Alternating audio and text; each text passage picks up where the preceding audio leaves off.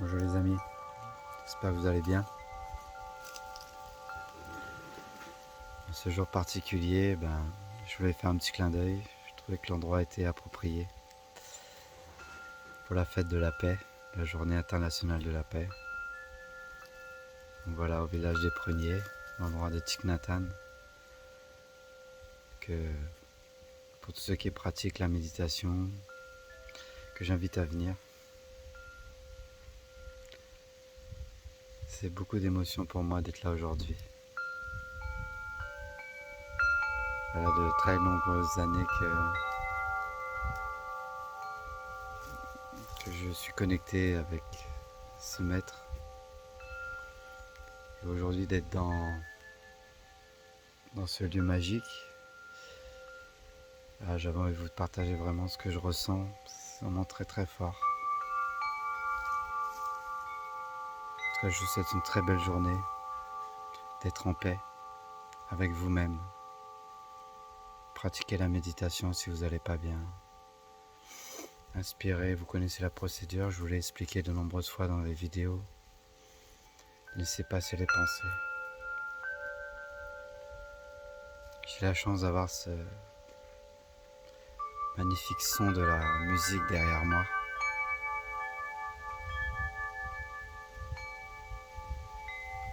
Le musicien, c'est simplement la nature, notre nature, qui est connectée à tout.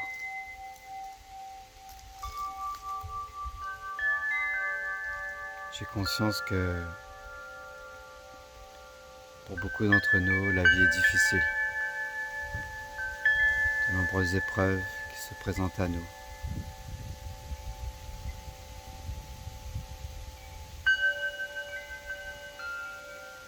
Dans cette situation, je vous invite à revenir à votre respiration.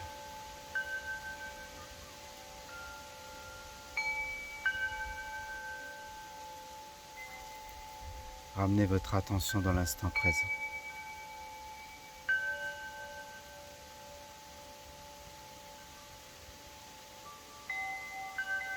Relâchez les épaules où toutes les tensions se mettent.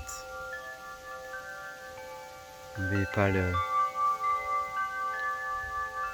demi-sourire du Bouddha.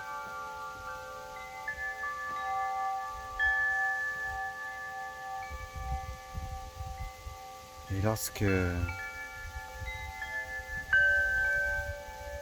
les pensées vous envahissent trop,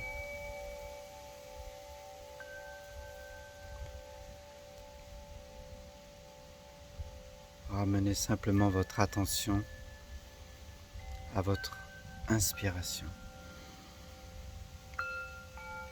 Imaginez l'air qui rentre dans votre corps.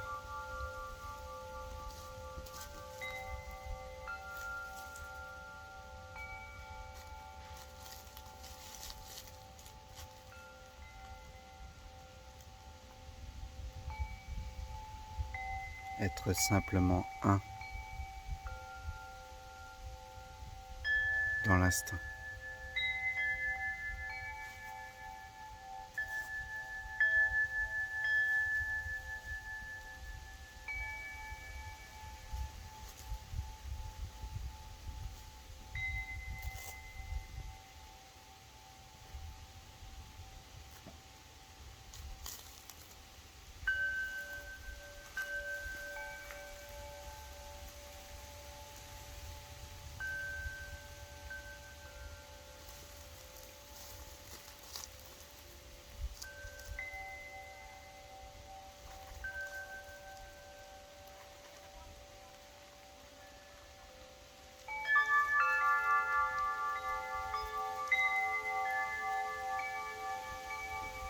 J'inspire.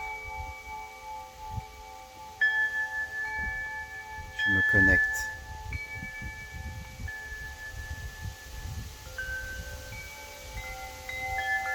J'expire. Je me détends.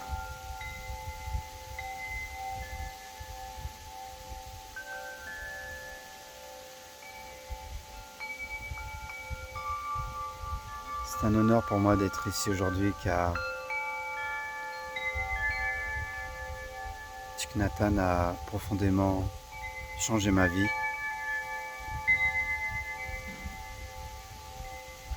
Même si je ne l'ai jamais rencontré en personne.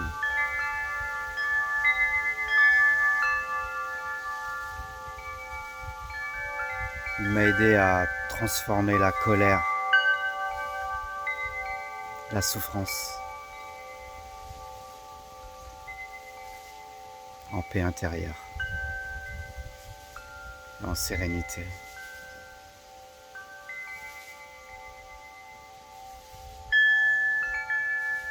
J'aimerais en cette journée de la paix aujourd'hui lui rendre hommage.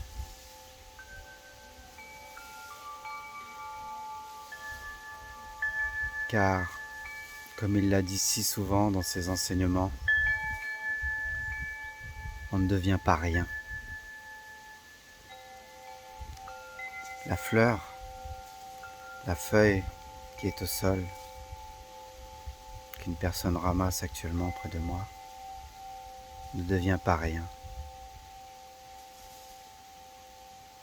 Elle se décompose, va rejoindre la terre, faire de l'engrais, pour aider à de nouvelles plantes de pousser.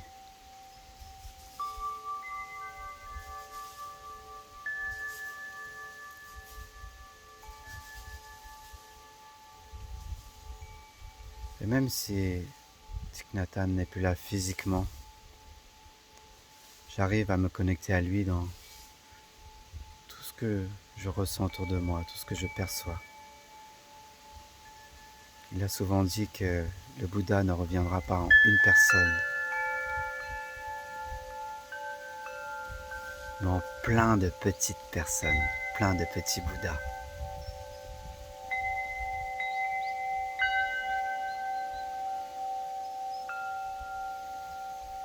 Nous sommes tous des Bouddhas.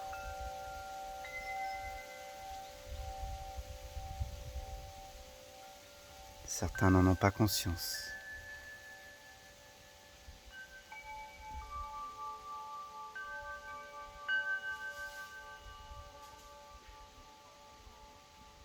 Mais cette énergie est toute présente en nous.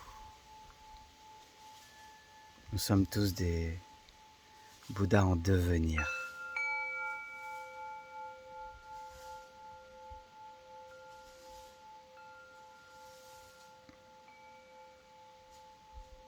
Le monde devient particulièrement difficile. La souffrance de plus en plus profonde, le mal-être, l'exclusion, la violence, la dépression.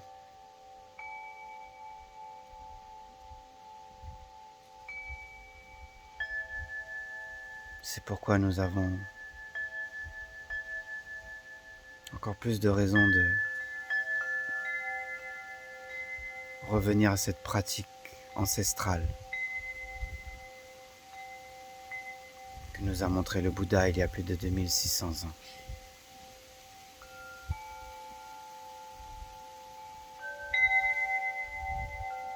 Simplement revenir à soi, ici et maintenant.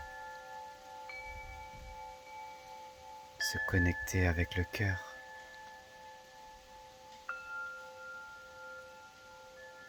Pratiquer l'écoute compatissante. La parole bienveillante.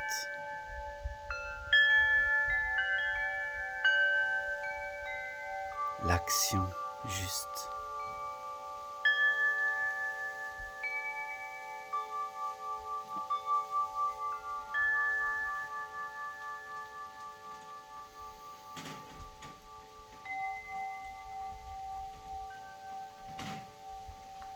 J'aime souvent dire que aujourd'hui est le premier jour qu'il me reste à vivre sur cette terre.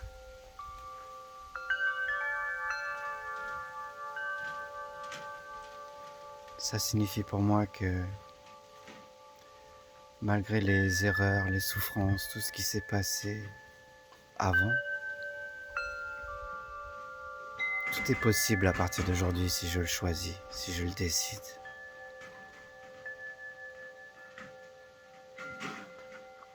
Le passé n'a pas d'existence propre. Il n'existe pas par lui-même.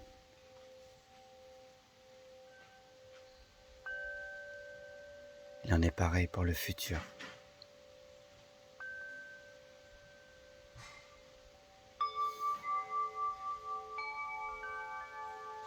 Le seul endroit où nous sommes capables de nous connecter avec le bonheur, c'est ici et maintenant, comme il est écrit dans le dojo, ici.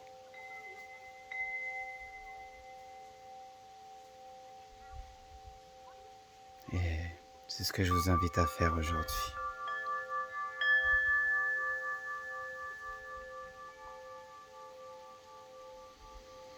J'inspire. Je ramène mon attention ici et maintenant.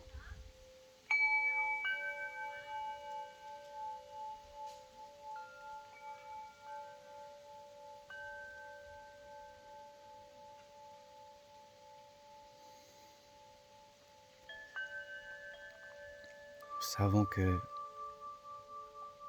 bien souvent, notamment lorsqu'on se connecte trop à certains médias, nous ne ressentons pas de la bonne nourriture. De la bonne nourriture dans le sens qui nous aide à grandir, à devenir de meilleurs êtres, plus tolérants, plus compatissants, non jugeants.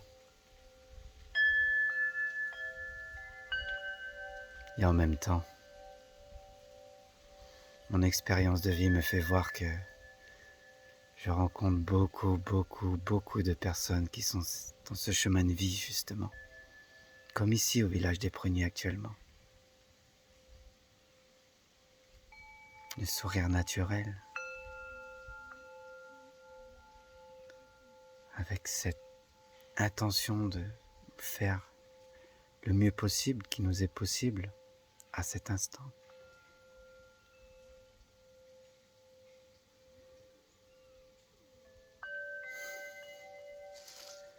Cette journée de la paix, j'aimerais rendre hommage à toutes ces personnes qui sont dans l'aide aux autres, toujours disponibles,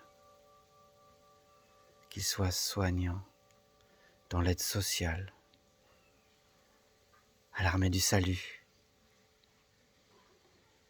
dans la spiritualité,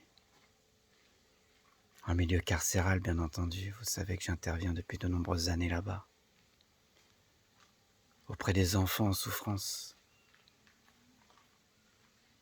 auprès des personnes âgées, à tous ceux qui pratiquent la médiation dans les familles et qui, à leur niveau, contribuent à apaiser les souffrances du monde.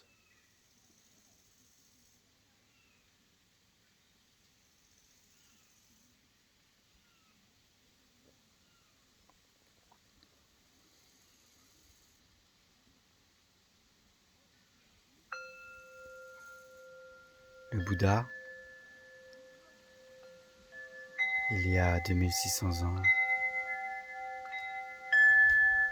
a quitté son palais, la richesse, le pouvoir et tout l'avenir qui l'attendait.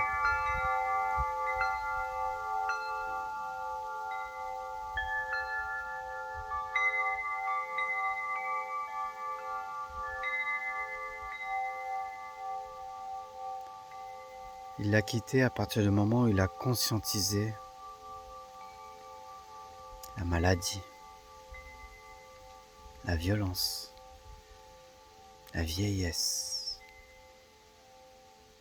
D'une manière générale, les souffrances que son père, le roi, avait tenté de lui cacher durant toute sa jeunesse, derrière les murs du palais.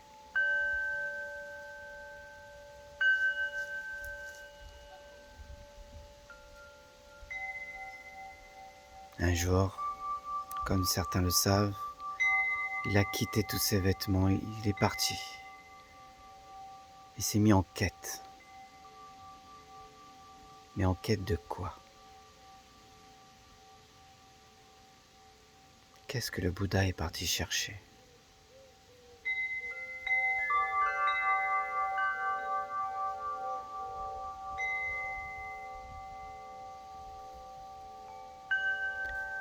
Il a rencontré plusieurs maîtres.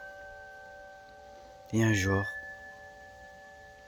il s'est assis dans une forêt avec 5 compagnons, 5 ascètes. Ils se sont mis à méditer, tout simplement, en s'asseyant comme ceci.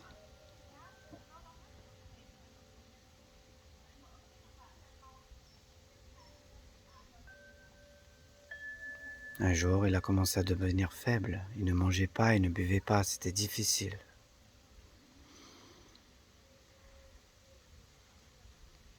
Et une petite fille est passée par là.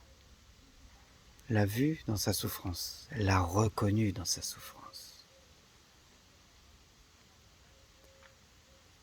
Et elle lui a donné de l'eau et du riz. Ses amis, voyant ça, se sont dit, Shakyamuni n'est pas sérieux. Il ne pratique pas comme il faut. Et ils sont partis. Ils l'ont laissé seul dans cette forêt.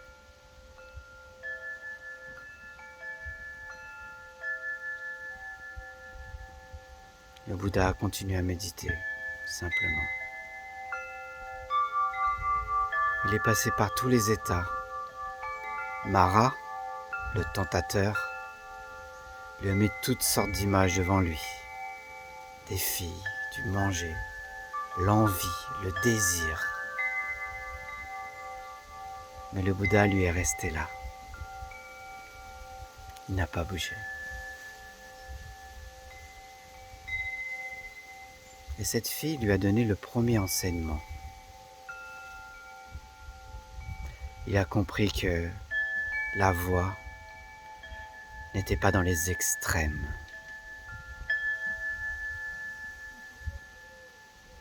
S'il ne mangeait pas, il allait mourir. S'il ne buvait pas, il allait mourir. Sa vie aurait été donc inutile.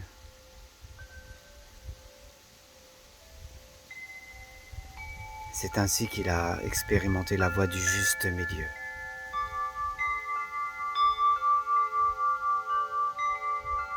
Que signifie la voie du juste milieu dans vos vies?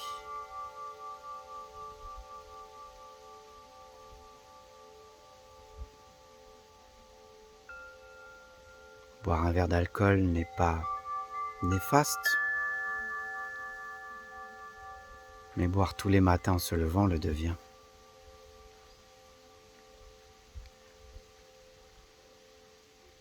Faire du sport est bon pour la santé, mais le faire à l'extrême n'est pas bon. Travailler est nécessaire, mais travailler tout le temps devient dangereux pour nous.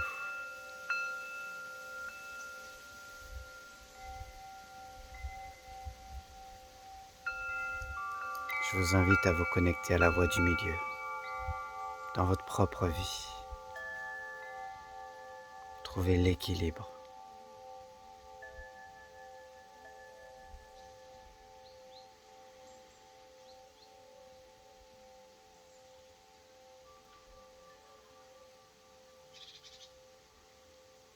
Le Bouddha, à force de rester des jours et des jours assis en méditation, eut ce qu'on appelle un jour l'éveil. Qu'est-ce que l'éveil?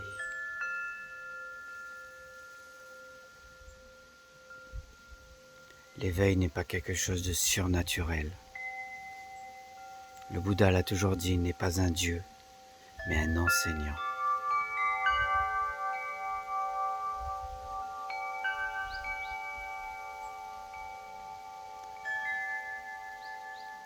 Bouddha a compris 4 choses, ce qui fut son premier enseignement, qui d'ailleurs encore aujourd'hui lie toutes les écoles bouddhistes du monde.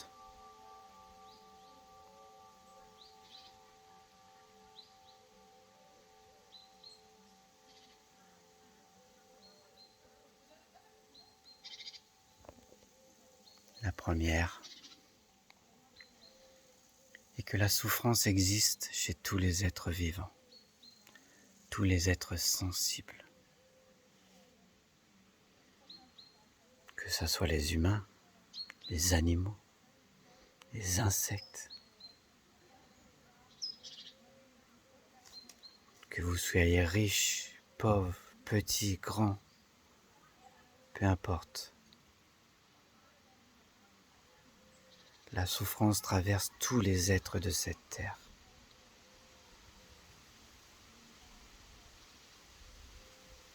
Cela fut sa première noble vérité.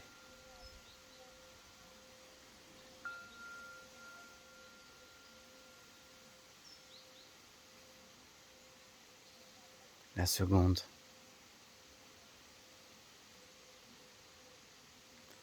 est que si la souffrance existe chez tous les êtres, elle commence quelque part. Elle a une origine, un début.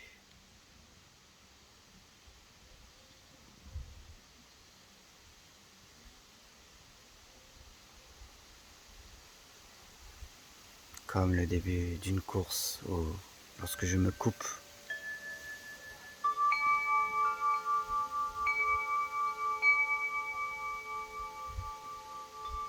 ceci fut sa deuxième noble vérité.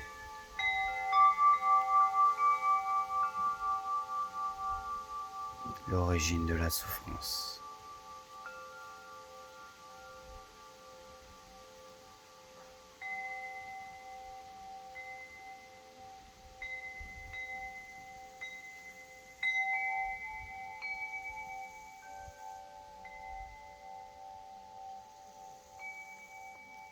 Le troisième point, s'il y a un début, il y a une possibilité de fin, n'est-ce pas? Des fois, on peut avoir l'impression qu'on ne voit jamais le bout. Cela m'est arrivé lorsque j'ai fait un marathon un jour. À partir du 20e kilomètre, j'ai eu le mur. Je ne voyais plus la fin, je ne pensais jamais terminer. Je souffrais. C'était difficile.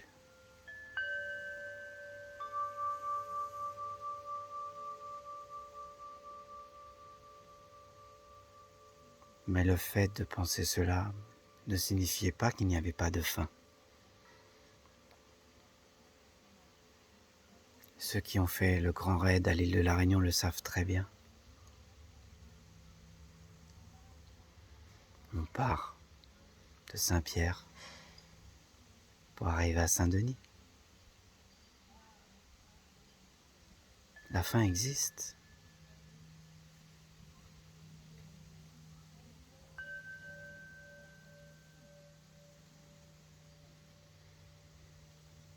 Ceci fut la troisième noble vérité du Bouddha.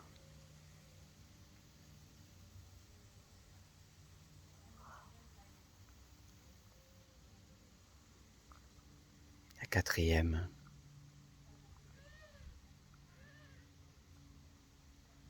est que s'il y a un début et qu'il y a une fin, il y a un chemin pour atteindre cette fin.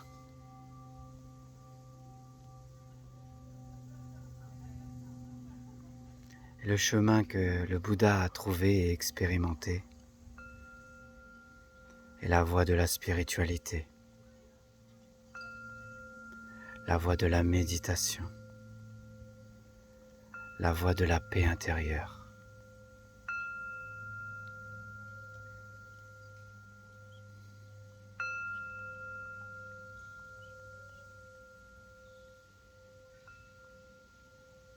c'est à ce moment-là que le Bouddha s'est éveillé et qu'il a enseigné pendant 85 ans de sa vie.